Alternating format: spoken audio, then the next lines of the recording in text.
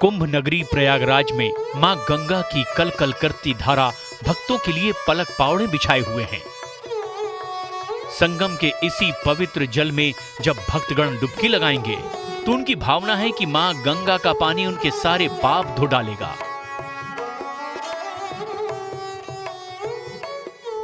पर कुछ दिन पहले तक प्रयागराज में मां गंगा की धारा 3 हिस्सों में बिखर गई थी।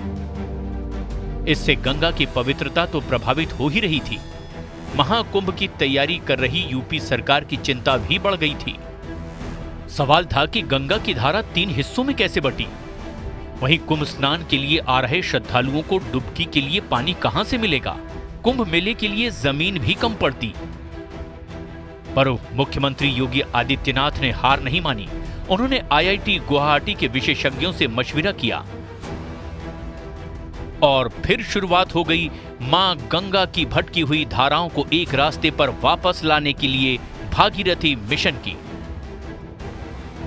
प्रयास किया है तो IIT गुवाहाटी से स्टडी करा करके इसमें इरिगेशन विभाग के माध्यम से ड्रेजिंग का कार्य कराया गया। आपने देखा होगा अभी भी 3 ड्रेजर चले हैं जिसमें हम लोगों ने धारा को एक जगह चैनलाइज करने का प्रयास किया है। उससे उसमें जो गंगा जी का जो बालू है वो एक तरफ पलट करके उनको एक धारा में बहाने का प्रयास किया, जिसमें काफी हद तक सफलता मिली भी है। इस प्लान को अंजाम देना भी आसान नहीं था, पर हाईटेक मशीन और मजदूरों की मदद से मिशन भागीरथ पर काम करना शुरू किया गया। शुरुआत में कई तरह की कठिनाइयां आई। एक समय लगा कि गंगा की गुस्साई धारा मिशन भागीरथ पर पानी न फेर दे, पर मेहनतकशों की टीम ने धैर्य नहीं खोया।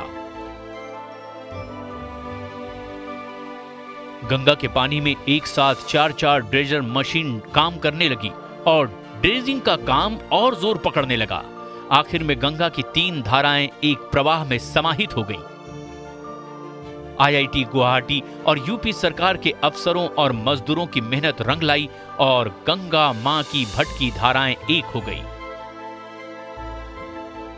सिंचाई विभाग ने प्रशासन के सहयोग से पूरी तरीके से यहां का पूरा स्वरूप बदल दिया है और गंगा जी की 3 धाराओं को, जो 3 जगह डिवाइड हो गई थी, शाखा निकल गई थी, उसको एक जगह लाने का पूरा प्रयास किया और उस प्रयास में उनको अभूतपूर्व सफलता मिली है। आप देख सकते हैं कि कैसे जो है ये पूरा जो आप देख रहे हैं मशीनें लगी हुई हैं, वो बिल्कुल जो सिल्ट है उसको छांट करके, उसको निकाल करके गंगा जी की धारा को एक जगह वो ले आ पाए हैं। देखिए अभी भी मशीन चल रही है।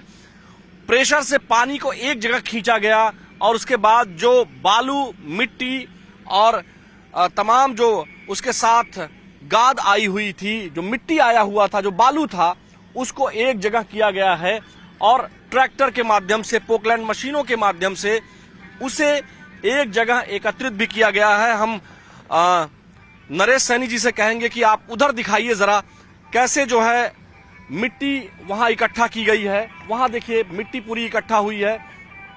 यही मिट्टी ले जा करके उस तरफ इकट्ठा कर दी गई है और इसी मिट्टी में से ये पाटून ब्रिज जो बने हुए हैं, इस पर भी ये मिट्टी डाली जा रही है, चूंकि इस पर से लोगों का आवागमन भी होगा। गंगा नदी की 2 अलग अलग धाराओं को बीच की धारा में मिलाना किसी चुनौती से कम नहीं था, पर यूपी सरकार और IIT गुवाहाटी के मिशन भागीरथ ने गंगा की भटकी धाराओं को एक करके ही दम लिया। जगह जगह रेत का भी बहाव था तो वो सब हटा करके एकदम क्लीन कर दिया गया, मतलब एकदम साफ सुथरा एक धारा में बहा दिए हैं। अच्छा, उसी की मशीन चल रही है क्या? हाँ, उसी की मशीन चल रही है। चलिए, अभी भी वहाँ जो रेत जैसा कुछ दिखाई दे रहा है, हाँ, उसको भी हटा रहे हैं। उसको भी हटा रहे हैं। IIT गुवाहाटी और यूपी सरकार के अफसरों और मजदूरों की मेहनत रंग लाई और मां गंगा की भटकी धाराएं एक हो गईं। अब प्रयागराज में गंगा स्नान के लिए पानी की कोई कमी नहीं होगी। अतिरिक्त जमीन मिलने से मेले का दायरा भी बढ़ गया है।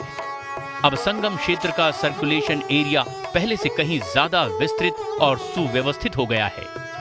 गंगा की 3 धाराओं के एक होने से मेला क्षेत्र को करीब 22 हेक्टेयर अतिरिक्त जमीन मिल गई है। अब बड़ी संख्या में श्रद्धालु एक साथ एक जगह पर स्नान कर सकेंगे। इसके लिए 5 लाख मीट्रिक टन बालू की मदद से गंगा घाट को समतल करने का भी प्रयास चल रहा है। अब देश और दुनिया भर के श्रद्धालु बेफिक्र होकर आएं और गंगा स्नान का पुण्य लेकर आराम से वापस लौटें।